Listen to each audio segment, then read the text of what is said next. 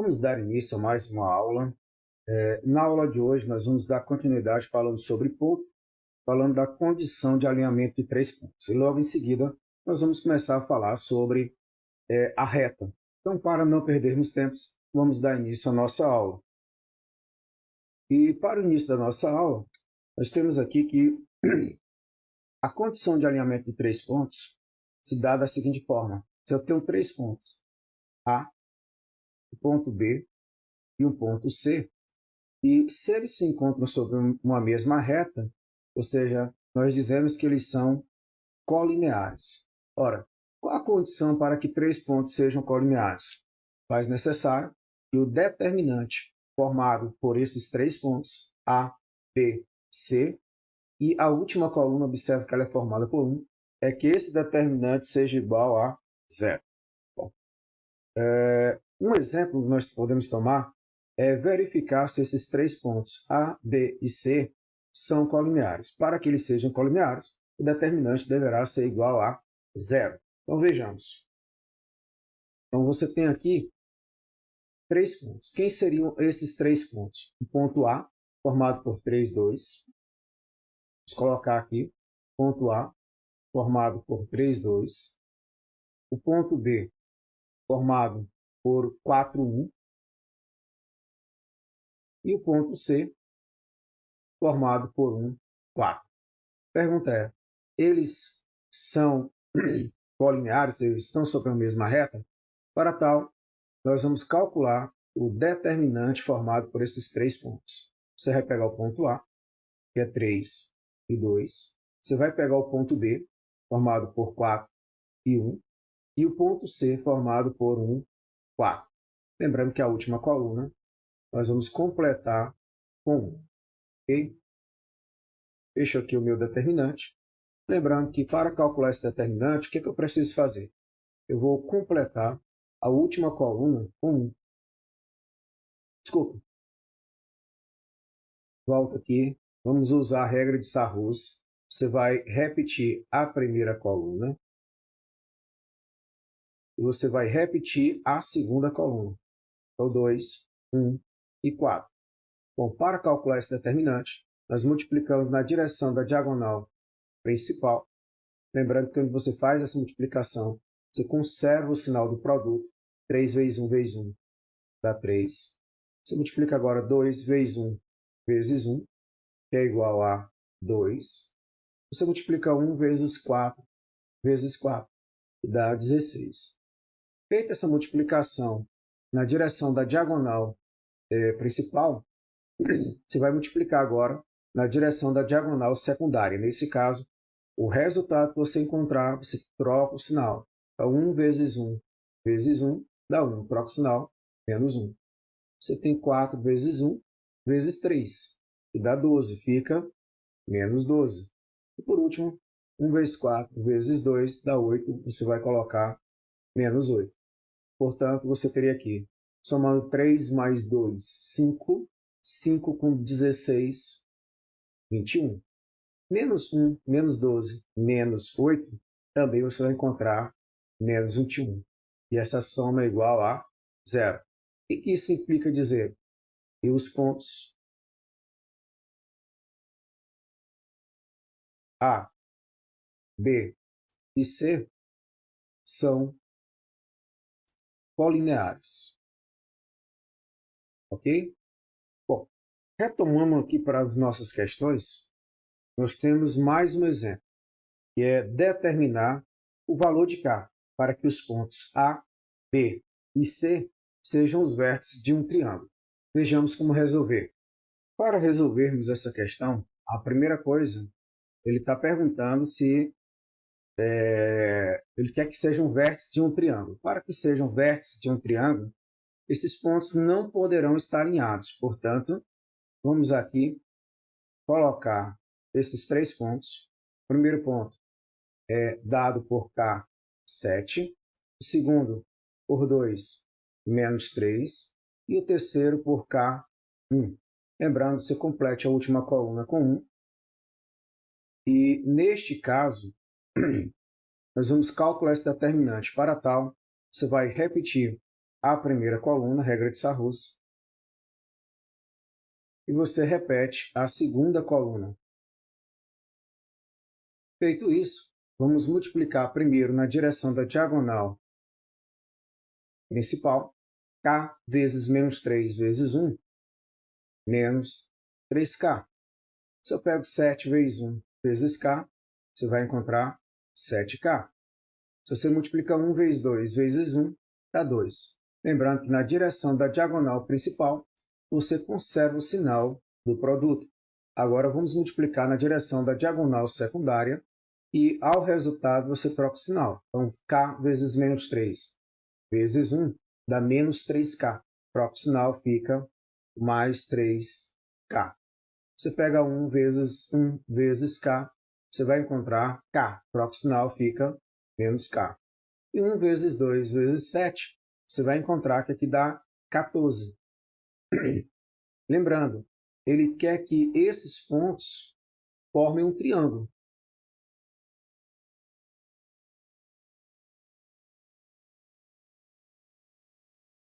Para que eu tenha aqui um triângulo, vamos lembrar um detalhe importantíssimo.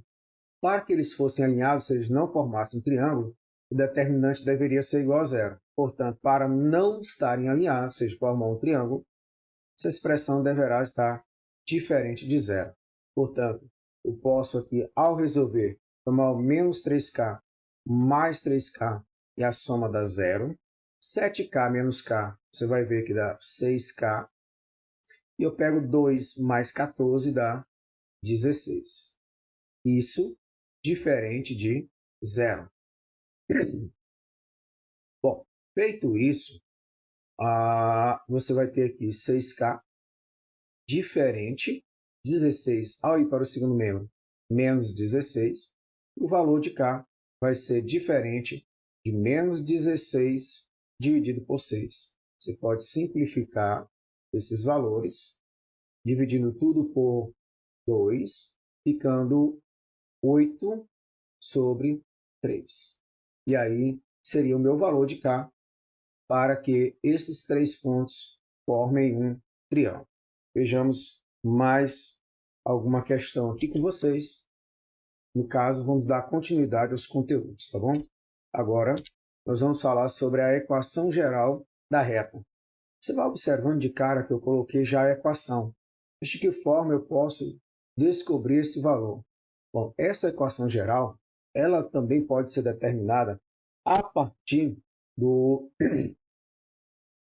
alinhamento de 3 pontos. Só lembrando para você que quando eu falo desse alinhamento de 3 pontos, é como se eu fosse tomar aqui, vou colocar aqui do lado, tá? Você tem o x de A mais y de A, x de B, y de B, e aí você teria um terceiro ponto, que seria um ponto qualquer, x, y. A última coluna formando com 1, isso igual a zero. Só lembra aqui que esse xy pode estar lá em cima. Aqui a ordem não é importante, tá? Você sempre vai encontrar a mesma equação. Portanto, quando você tiver 2 pontos e pedir uma equação da reta que passa por eles, você pode calcular a partir do determinante igual a zero. E isso é algo que você pode estar verificando depois. Então vejamos a continuidade. A primeira coisa que ele pede é obter a equação geral da reta R, que passa pelos pontos A e B. Como fazer? Vejamos. Bom, para que esses 2 pontos que nós colocamos daqui da questão estejam alinhados, o que eu preciso fazer? Vejamos. A primeira coisa, nós vamos calcular o determinante. Quem seriam os pontos? Você começa sempre pelo xy, você coloca o ponto A, menos 1, 3. Você coloca o ponto B, 3, 2. A última coluna complete com 1. Feito isso, nós vamos calcular esse determinante. De que forma eu vou fazer? Vou repetir a primeira coluna e vou repetir a segunda coluna. Feito isso, nós vamos agora multiplicar primeiro na direção da diagonal principal, não esqueça de conservar o sinal. x vezes 3 vezes 1 dá 3x. Se multiplicar y vezes 1 vezes 3, você vai encontrar 3y. Se multiplica 1 vezes menos 1 vezes 2, você vai encontrar menos 2. Agora você multiplica na direção da diagonal secundária, trocando o sinal do produto, ficando 3 vezes 3 vezes 1, dá 9. Fica, no caso, menos 9. Você pega 2 vezes 1 vezes x, dá 2x, troca o sinal, fica menos 2x. 1 vezes menos 1 vezes y, dá menos y, troca o sinal, fica mais y. Como ele pede para ser uma reta, lembre-se que o resultado aqui deverá ser igual a zero, obrigatoriamente, para que eles estejam alinhados, ou seja, sejam colineares. Você tem aqui 3x menos 2x dá x.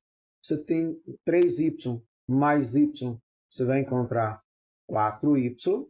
E você tem menos 2 com menos 9, que dá menos 11, igual a zero. Essa equação ela é chamada de equação geral da reta, ok? Agora, tem uma outra equação, que é a equação fundamental da reta, que você pode encontrar a partir dessa equação. De que forma eu poderia ver isso? Você vai pegar aqui e isolar o valor de x, passando para o segundo membro, e o menos 11 também. Portanto, você teria o quê? 4y igual x ao ir para o segundo membro, vai menos x. Menos 11 ao ir para o segundo membro, mais 11. Portanto, o valor de y seria igual a menos x sobre 4, mais 11 sobre 4.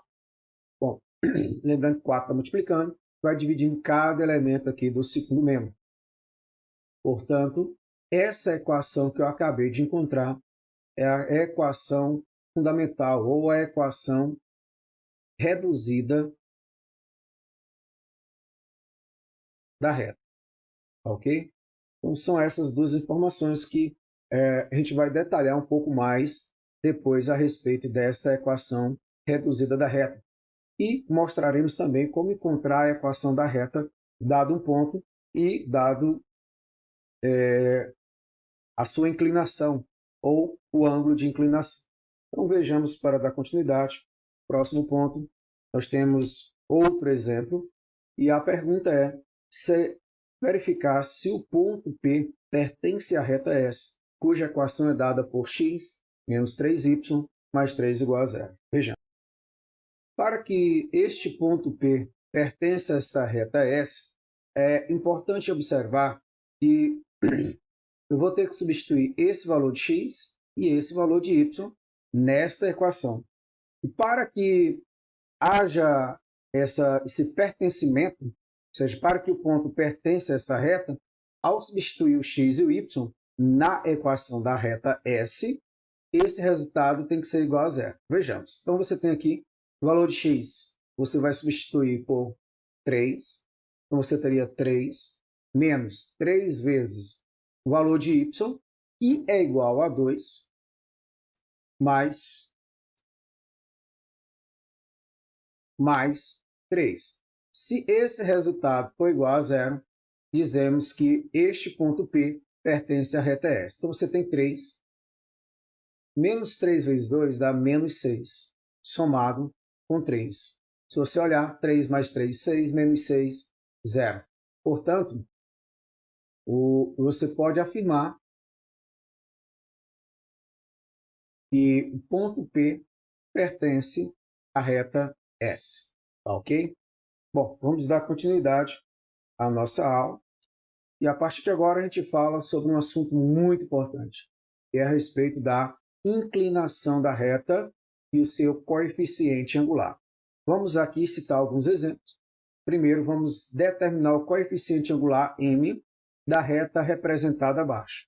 Qual seria o coeficiente da reta que tem esta abertura igual a 60 graus? Bom, para você descobrir, basta calcular a tangente desse ângulo. E o valor de M, que é determinado pela tangente de alfa, no caso, por alfa ser igual a 60 graus, você vai concluir que o valor de M, ou seja, o coeficiente angular, a inclinação da reta, é dada pela tangente de 60, cujo resultado é raiz de 3. Já nesse outro exemplo, novamente ele quer obter o coeficiente angular, ou seja, quer valor de m, só que o ângulo agora é 135 graus. De que forma eu vou fazer isso? Da mesma maneira. O valor de m é igual à tangente de 135. Um detalhe importante, eu não tenho esse valor no segundo quadrante. E o que é que eu faço? Eu vou colocar no primeiro quadrante. Lembrando que quando você tem algo do tipo, você vai desenhar o ciclo trigonométrico. Está um pouquinho feio aqui, mas por favor, é só para... Feio não, tá horrível. Eu vou mudar um pouquinho aqui para que eu possa fazer um pouco melhor este desenho, ok? Olha, veja por esse círculo aqui. Você tem o ângulo de 135 graus, se encontra aqui, certo? Para ele se encontrar aqui, você não tem como calcular ele diretamente, uma vez que eu precisaria dele no primeiro quadrante. Portanto, você precisaria dele aqui, ó. E nesse caso, quem seria esse ângulo? É só você olhar quanto está faltando para completar 180 graus. Ou seja, falta 45. Portanto, aqui é 45 graus. Logo, o valor de m seria igual à tangente de 135 graus, cujo valor é o mesmo da tangente de 45. Desculpa, mesmo não. O oposto da tangente de 45 graus. Ou seja, o valor de m seria igual a menos 1. E veja que nesse quadrante é positivo, nesse quadrante é positivo, nesse negativo, neste também negativo. Então guarda essas informações. Isso aqui se refere à tangente, tá? Então, se um ângulo estiver no primeiro quadrante, o resultado dele é positivo. Se tiver no segundo quadrante, negativo. No terceiro, positivo. No quarto, negativo. Então, eu vou mostrar para vocês agora uma tabelinha que vocês poderão estar utilizando para ver os principais ângulos notáveis no triângulo, tá bom? Por essa tabela, você pode descobrir quem é a tangente de 30, 45 e 60 que se encontra no primeiro quadrante. Primeira coisa, nós vamos colocar aqui tanto o seno como o cosseno em tracinho. Tá ok?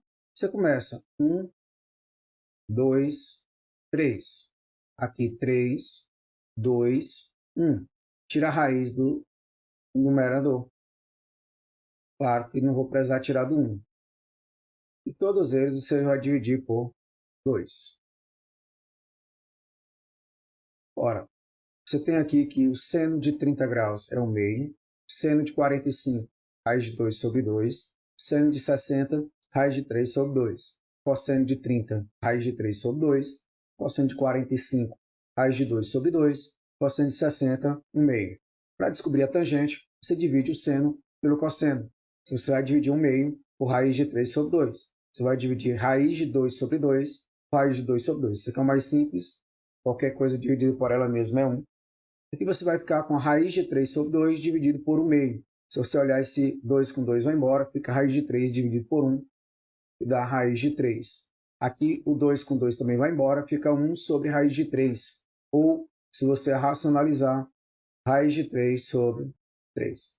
E essa seria uma pequena tabelazinha que você poderia estar utilizando para calcular as tangentes, já que quando você está fazendo esses cálculos, observe aqui, ó, você precisa, no caso da tangente. A gente viu que a tangente de 135 é o oposto da tangente de 45, cujo resultado é menos 1.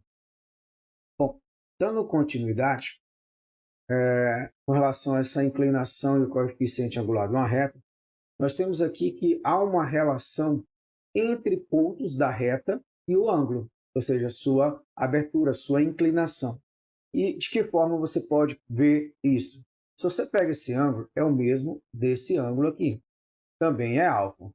E aí você pode formar aqui um triângulo. Mas veja bem, o triângulo ABC é retângulo em C. Portanto, a tangente de alfa ela é dada por quê? Pelo cateto oposto dividido pelo cateto adjacente. Só que o cateto oposto, você vai observar que é essa distância. ou seja, é o y de B menos o y de A. E este cateto adjacente é essa distância. Vai ser o x de B menos o x de C.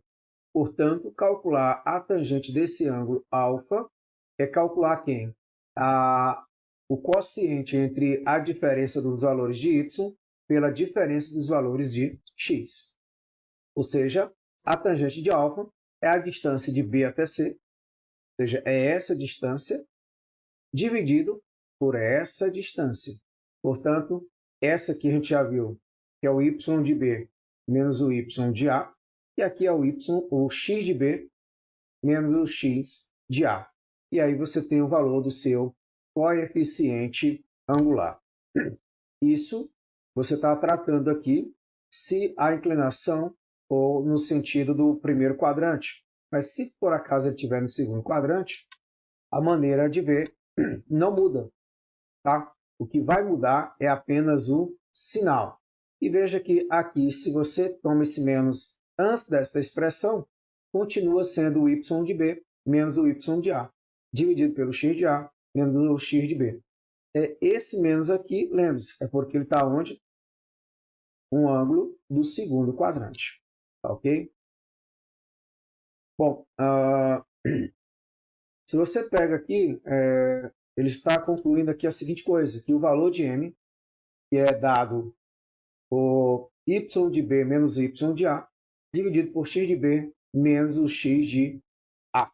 Tá, ok? Então, guarde essa informação, você pode estar precisando dela em algum momento. Bom, vamos responder aqui um exemplo, tá?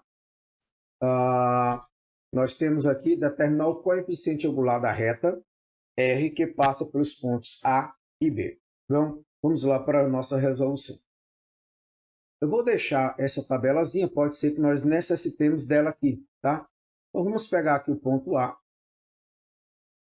que é dado por 2, 3, e o ponto B, que é dado por 4, 9. De que forma eu posso descobrir quem é o seu coeficiente angular? Vou calcular o valor de m.